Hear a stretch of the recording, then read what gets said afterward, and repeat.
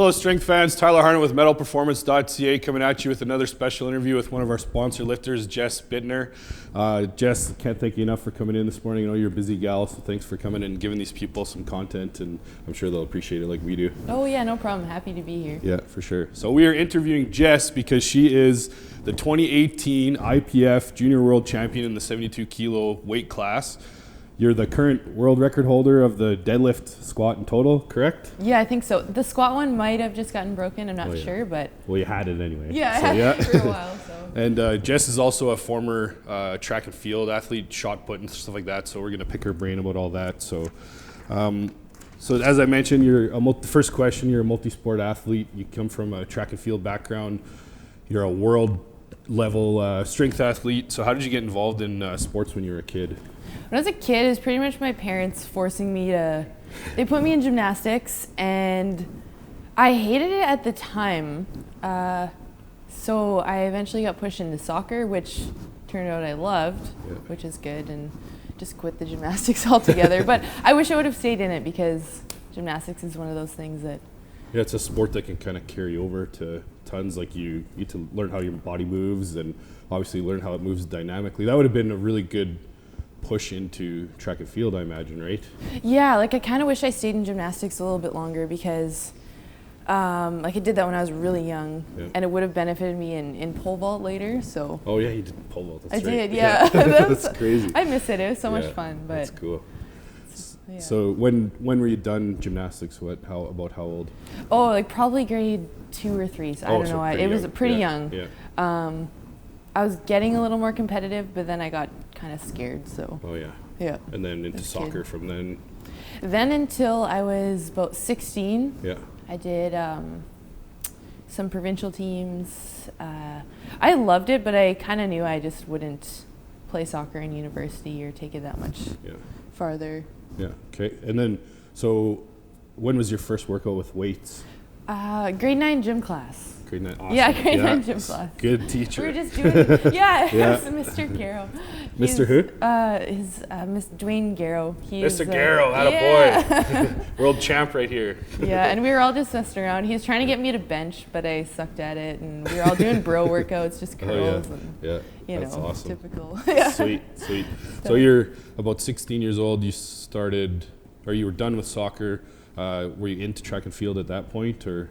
Yeah, that's one of the reasons I transitioned out of doing soccer is because I was doing track and field and it was going well for me. So I really liked it. I was a really well-rounded athlete, which is why I ended up doing pole vault and shot put in university. Yeah.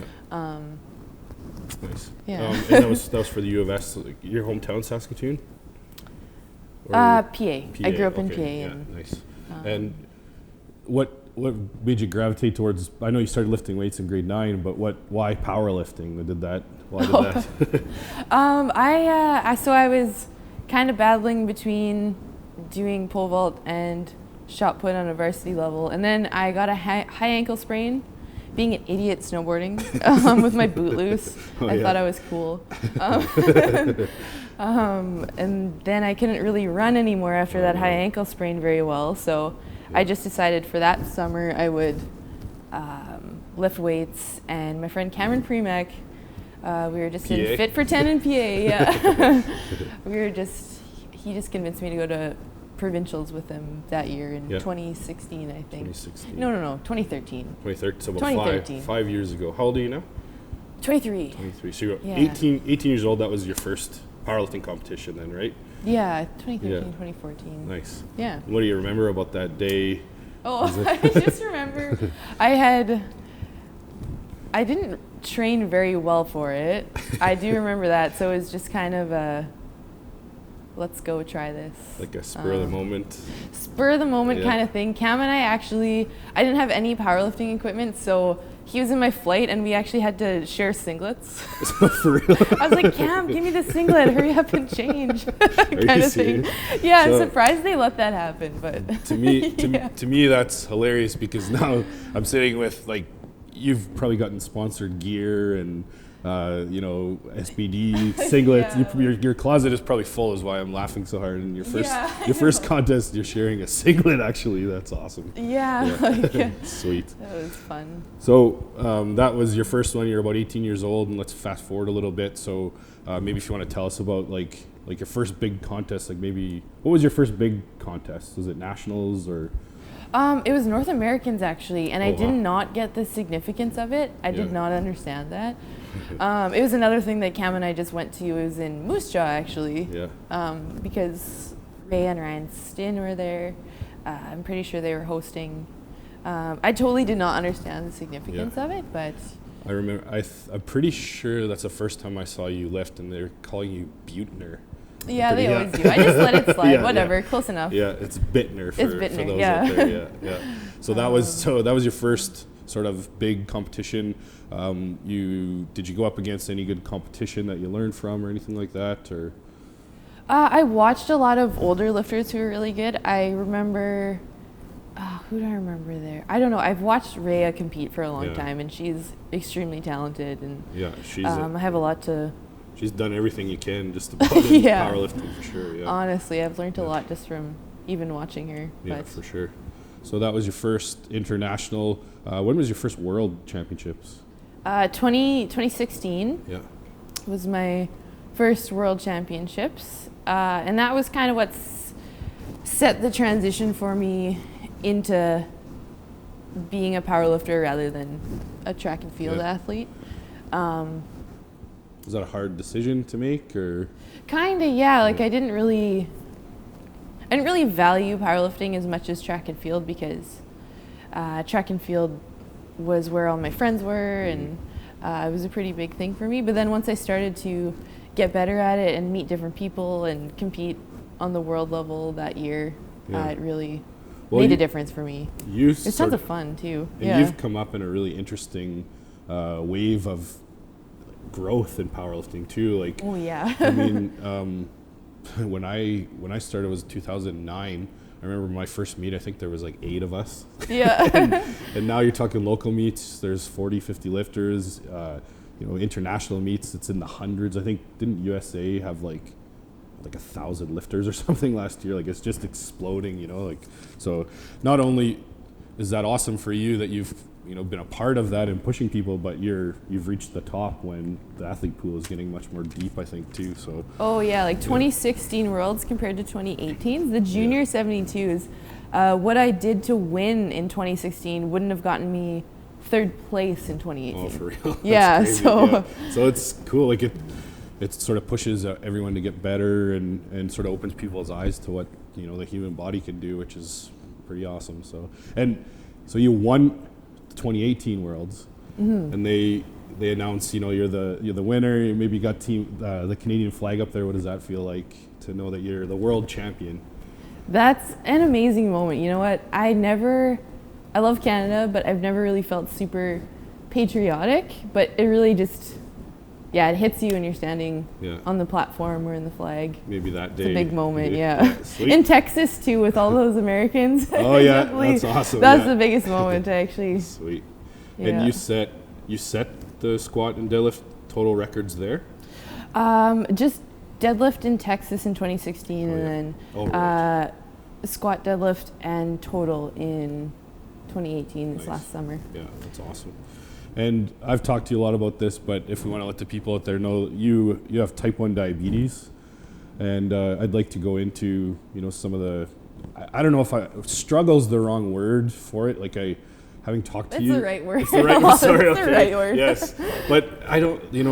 I know Jess, so I don't really see you like you're not a complainer, is what I'm getting at. Like usually not. Yeah, usually not. But can you just go into when you were diagnosed and maybe how that impacted your sporting career at first? You know what? It didn't impact it that much because I was 11 years old. I was kind of a chubby kid, to be honest. I was still playing soccer, but I was a little chubby kid. And when I got sick with diabetes, I lost 20% of my body weight. So I went from 100 pounds to about 80. Yeah. I was really, really sick, but then once I got treated and was in the hospital, and everything stabilized. I actually got tons better at athletics. Like I got way faster, and I hadn't quite hit my growth spurt yet. I was still under 5 feet tall, but I remember being able to long jump 4 meters all of a sudden because because it was like a 20-pound weight vest was just lifted off of me because I suddenly felt better at a lighter body weight. Did that have to do with medication or just paying more attention to your nutrition, do you think, or finally getting things clicking, I guess, you know? Yeah, it definitely had to do with eating healthier and getting because my blood sugar was unreadable when I went to the hospital. Yeah, the nurses said, I remember them looking at it and saying, "That's impossible." But I can tell you for a fact it wasn't. I've always been able to withstand some crazy high blood sugars and crazy lows, probably more than other people. Other diabetics you're probably just used to feeling awful. Yeah, exactly. Yeah. I think that was the difference. I'm used to feeling awful, and then all of a sudden I got insulin that I was missing, and it just felt so much better in comparison. So maybe we'll explain to the people out there. So type 1 is genetic.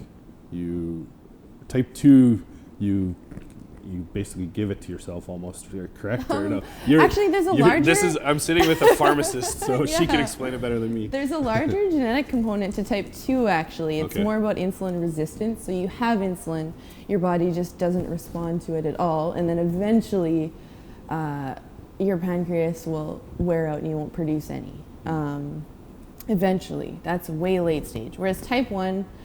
it's an autoimmune reaction, so for some reason, they don't know why, your body decides to destroy your insulin-producing cells, so then you just don't have any at all. So you'll know if you're type 1 diabetic, because you'll get so sick, usually all of a sudden. In my case, it was over a few months, actually, but... Yeah.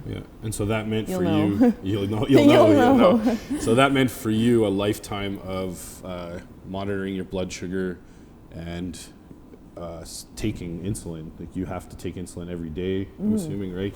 I have to take insulin every day, and actually if I'm without insulin for more than a few days, I'd probably die. Really? Yeah, a few days. Just because you need it to be able to put energy into your tissues for your brain, for your organs, and your muscles to function. Yeah, right. So yeah, and as I mentioned, I don't feel. Maybe you do struggle more than I had said. Yeah, but I don't feel like. I mean, to me, like that sort of maybe has shaped you into part of the athlete or how driven you are, and having to focus on nutrition and stuff like that. It doesn't mean it doesn't suck, but yeah. So can you sort of take us through your routine with blood sugar? For those of you out there, like right before this interview, she checked her blood sugar like literally seconds before we went. So, how many times a day are you checking your blood sugar, and how many times a day would you be having to use insulin on average? Oh yeah, well that's so I usually use my Freestyle Libre, which is the one that it's just an implant in your arm that you scan, which is super convenient. I would scan that like 30 times a day probably. Yeah. But I left it in my hotel room in Estevan, so now I'm testing my blood again, and I do that probably 8 to 15 times a day. Yeah. If I was competing, I'd test it like 20 or 30 times, like every few minutes, just to see what's going on. Where you're at. Yep. And then I do insulin every single time I eat, and sometimes a little bit more just when my sugars are high. So that's probably 10 to 15 times a day as well. Yeah. Because I have that extra. So my insulin routine is I have a basal background insulin that works for 24 hours to kind of stabilize my sugars. So in theory, if I didn't eat, my sugars would stay roughly the same. And then I have a fast-acting one that I use whenever I eat, or whenever my sugars get high. Every single time? Every single time. Yeah. Yeah. Unless I eat Okay, I take it back. She struggles. Yeah, no. There's lots of room for error, and then stress happens. A little stressful. And you're a busy gal traveling for work and all that stuff too. And so I definitely admire how much you have to go through to, even just to live, let alone thrive and train the way that you do. So insulin is a very anabolic hormone. Yeah. I know the answer to this question, but I want to share it with them. Do you field any questions from people online saying, "Oh, she's on insulin," and can you dispel any myths about that sort of thing to the people out there? Oh yeah, definitely. I always get people think, "Oh, she takes insulin," and they think it instantly makes you gain muscle. Well, that's not exactly true. It's actually, especially if you don't have the ability to make or use it. Yeah, exactly. Yeah. So for me, I would not say it's an advantage, and you can ask any type 1 diabetic this. Mm-hmm. So what I'm doing is I am trying to be an organ, and by giving myself as much insulin as somebody else like Tyler or you'd be able to just do for yourself. So I can only get within 80, 85, maybe 90% accuracy of what this organ would be doing. Right. I'd say about 85% if I'm on a good day. And it would, so there's that source of error there that just, it actually makes me worse off than someone else who has a pancreas. It doesn't just magically create muscle either, that's the thing. It's anabolic for fat as well. Yeah, it makes everything grow. Everything. Yeah. Fat, muscle. If you had cancer, it would make cancer cells grow or no. Yeah, exactly. Yeah. And that source of error is what sets me a little bit worse off as far as performance goes in strength sports, because when my sugars go high or low, which they have a way bigger tendency to do than someone who has a functioning pancreas, that really messes with my performance too. Yeah. Well, I'd love to say there you have it. Yeah, no, it's really complicated. I think I meant about people asking you this in the future, because I think you're still going to get that come up. But I like in talking to you and some of the reading I've done, like she does not have an advantage. And in fact, I was hoping to point out that it's really a hindrance. If you're having to do that every single time you eat. Exactly. So I mentioned a pharmacist by trade, so. Has your education background helped you to do anything outside of the gym, like nutrition or anything like this? Yeah, it's definitely helped and built on. I've always been interested in nutrition. I think really my mom, she has a degree in nutrition from the U of S. She kind of set me up for success there. Nice. Yeah. So pharmacy, having a degree in pharmacy and nutrition, like the Pharmacy and Nutrition College, we don't learn nearly as much nutrition as we should, but it has definitely helped and given me access to a lot of research as well. So, what does your typical nutrition look like right now? Like, say, if you're ramping up for competition? So I usually like to cut body weight a little bit going into a competition. I tend to prefer losing weight a bit faster rather than over 3 or 4 months. It just depends on. That's just my personal preference. I agree with you. It's hard to push the types of weights you do in a deficit all the time. Right? It is. And recover and not get injured. Yeah, absolutely. So I typically try to go lower carb because it lets me do a little bit less insulin. Because that's another complicated thing with diabetes, is that I have to reduce my insulin levels in order to lose weight. Yeah. And the advantage of being diabetic, actually, I wanted to talk about this, is that I guess that I'm forced to monitor my sugars and know exactly what I'm eating all the time. It's an advantage because it's something that I have to do that nobody else literally would if they didn't have to. It causes you to sort of take everything with a fine-tooth comb for health, for even further health reasons, I guess, right? Yeah. Yeah, it forces me to just watch my diet all the time. So why not use that to set myself up for success as far as being lean and having a good body composition. And good performance. Exactly, yeah. So for our non-diabetic people out there, What advice do you have about managing insulin and blood sugar and whatnot through, say, diet and exercise? Honestly, I think that doing light to moderate cardio is such an underrated tool for strength. And if you want to be lean and muscular, you'll want to have better insulin sensitivity too. So that includes eating well and tossing in a little bit of cardio to your routine. I think that's the biggest key for recovery. Yeah. Is just getting that blood flow to all your muscles to replace the nutrients that they need to repair themselves. And and that little bit of cardio or weight training will help, and weight training will help your blood sugar stay normal. Your insulin stays kind of at bay. Yeah, so lifting weights is great for insulin sensitivity in the long run. So honestly, it just helps. You'll just use more nutrients just sitting here. Like, it raises your metabolism to have more muscle mass. Yeah, and then cardio in the short term yeah. just helps to increase your insulin sensitivity to like use those nutrients and Yeah. So if a burn more super fat. heavyweight if a super heavyweight powerlifter out there is watching you, what would a little bit of cardio mean? Oh, honestly, it just means like anywhere from 15 minutes to half an hour of moderate intensity cardio, light to moderate intensity cardio, like on the bike or even like a fast-paced walk. Yeah. Did your track coach ever have you do? I love tempo sprints. Yeah, all the time they used to. Yeah. So tempo sprints, like maybe 70 Hits is really good. 80% of your top speed for 10 or 15 seconds, and then full recovery, or anything different than that. Well, for a super heavyweight powerlifter, that's just not. They might need to ease into that. I'm just thinking of Kelly Branton getting on the track doing a bunch of 60s. That's full out cardio. That's not like that whole training. Sorry, Kelly. Better advice would be maybe to start with like walking or something like that, and then ease into but it's whatever your body can handle. Yeah.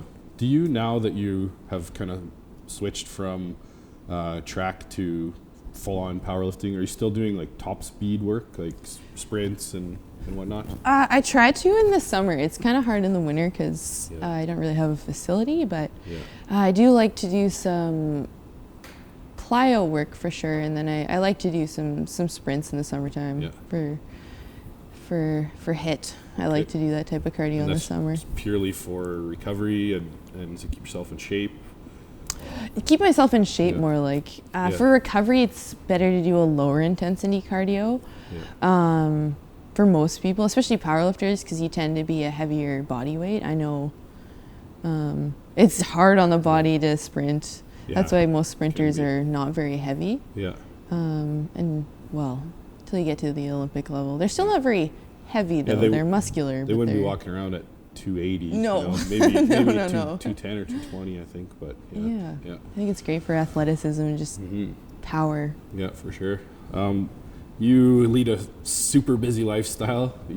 She's a traveling pharmacist, so you cover off like holidays and whatnot. I've seen your training videos, and I've seen you training here at like 10:30 p.m.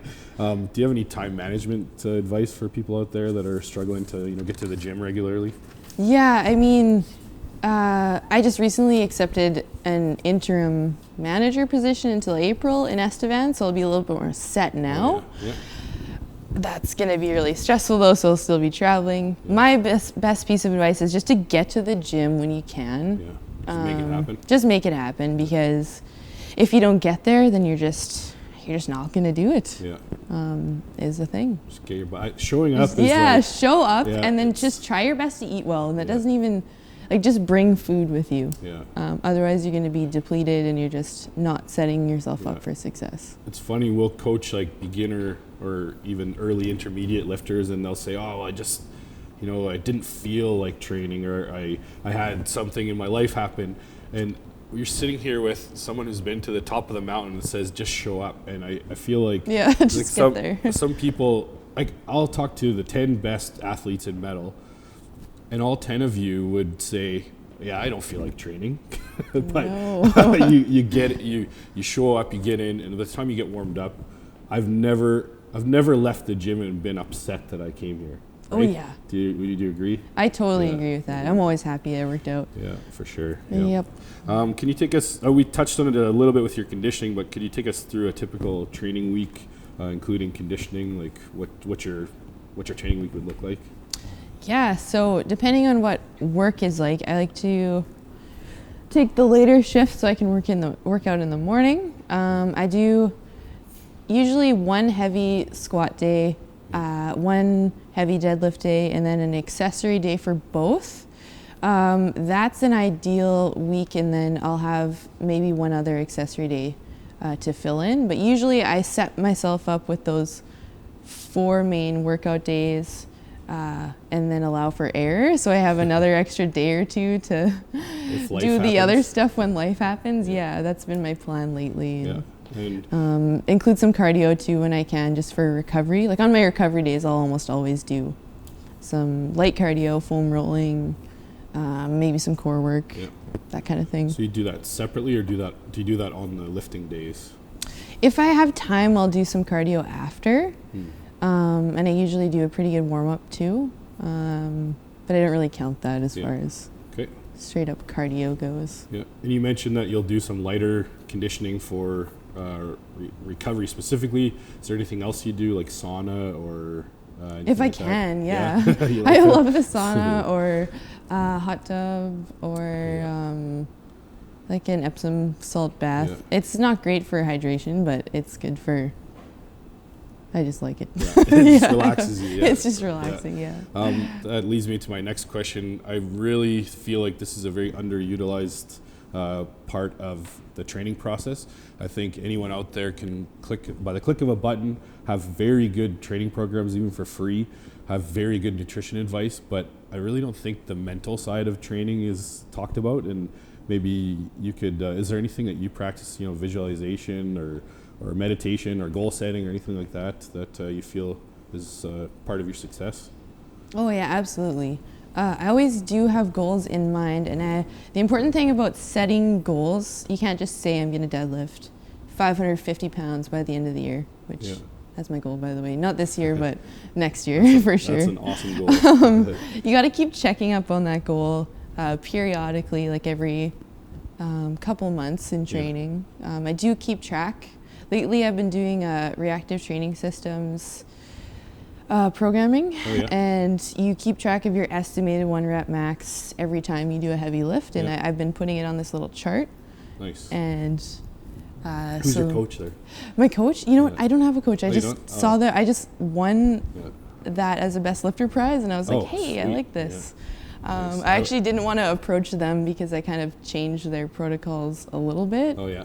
I probably do more than they would want, maybe. More volume, you mean? Or? Yeah, I like to have a little bit more freedom. I wanted to try it before I approached them, so now I'm just doing their programming without the coaching. I worked with Mike Tashir and Mark Robb he's awesome. For probably 18 months and learned so much. 2 years, actually. Yeah, it was really good. Yeah. So, any other mental tips? Do you visualize your lifts at all? Or? Oh, absolutely, yeah. Mm-hmm. Pretty much every time I do a heavy squat or deadlift or bench, I just visualize what it's like to step up on that platform and have that audience around you, getting those commands, having people yelling at you. Try to make it as real as you can in your mind. Yeah, and you know what? It usually helps me because it gives me that little extra bit of adrenaline. Yeah. I'm usually pretty confident on meet day just because I know that I will lift. That I will make myself lift. I will do it. It's getting the mental energy to lift heavy weights more than the physical. That's just the hardest part. Yeah, for sure. And so you feel like rehearsing it before sets you up for being able to do it. Rehearsing it mentally sets you up for doing it physically. Yeah, exactly. It's not. I heard a quote recently from. Well, I learned it in hospital pharmacy actually, but it relates to me more in lifting, and that it's not practice makes perfect, it's perfect practice makes perfect. I love that, for sure. Weights that are light and you don't use proper technique, that's what you're probably going to do in the meet, or else you're just going to struggle with your technique. But if you hit depth every time, and you just you squat as heavy as you are going to do in the meet, you're going to be fine. Yeah, for sure. Yeah, awesome. Okay. What does the future hold for you? I guess this is a two-part question. Yeah. You have a big deadlift meet coming up. Do you want to tell everybody out there about that one? I'm super psyched about it. It's the Hybrid Performance Deadlift Showdown in Miami at Steffi Cohen's gym. Yeah. It's got a huge lineup of deadlift only meet on a deadlift bar. Yeah. It's got a huge lineup of some of the best male and female deadlifters around. So for male deadlifters, you've got, I think Dan Green's going to be there. Oh, nice. I think. Yeah. Don't quote me on that. Kaylor Woolham, John Hack, I think. For women, there's Christy Hawkins, Steffi's going to be there, Daniela Mello, Isabella, who else who's really good? Steph F. There's a bunch of people who can deadlift huge weight. I don't know if she's going to be there. I don't think so. She's my favorite. She's my favorite. I really want to meet her too. Yeah, She's my biggest inspiration for even starting powerlifting. I kind of copied her setup to start out. Oh, awesome. I met her in New amazing. Zealand, Commonwealth Championships, like 2000, I can't remember, 12 or something. And she was lifting as a guest lifter, and I think she talked to the whole of New Zealand. I think she met everybody, and just was like super generous with her time and talked about training like forever. And yeah, she's awesome. So you copied her, or you didn't copy, you modeled her setup? I did, yeah, because I was cool. thinking, hey, she's got kind of longer legs in the powerlifting world, and I was thinking I do too, and got some longer arms, and she was so strong. Yeah. So yeah, I just decided to start with her setup, and then for me the arm swing's gotten a little more dramatic, but I find I need it just to help brace myself for a conventional deadlift. Just get ready. It's the hardest part for me. Yeah. It's bracing in the upper body. Yeah. So second part of that question is, would you ever consider doing, I know you train at metal now a little more, and you probably get harassed about strong women. You guys bug me every day. Do you, I know you have a little bit of a weightlifting background. Do you ever think about, getting into other strength sports at all? I do. Maybe, I don't know, as a relief pharmacist, if it would be super doable.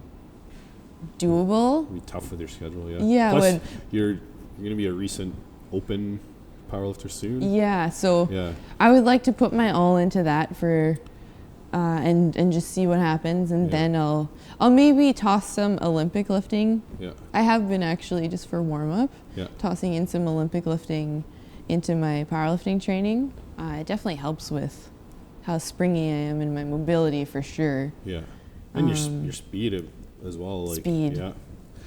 Okay, the last question of the day. I could talk to you for hours about training, and I love doing this. But when you're 60 and you're looking back on your strength career, what do you think will stand out most? Winning competitions or relationships or anything like that, or the training or? Oh yeah. Yeah. Well, worlds will always stand out. Obviously, you're meeting all these different people, and I had a couple really successful ones, so I'll always remember those. Yeah. The really fond memories, but. Mostly the training, just training here and at Rise with everybody. Awesome. Yeah, honestly, it's just such a fun crew everywhere. Here and there, I'll definitely remember training and goofing around and that's awesome. Eating a bunch of donuts. That's sweet. Not. Just ordering food mid-lift. That's one of the things. You get to eat more food when you lift, so that's great. So true. Yeah. Stuff like that, and just the friends they made along the way too. Yeah. I think a lot of them, or some of them for sure, will still be in my life when I'm 60. I hope. There you go. Yeah. If I make it there, not taking it for granted, but Well, I can't thank you enough for giving us your time, and I'd like to do a follow-up one day, so if anybody has some other questions they want for Jess, we'll maybe do a follow-up interview in a couple months. So thanks again, and to everyone out there, thanks for tuning in. Yeah, thanks, Tyler.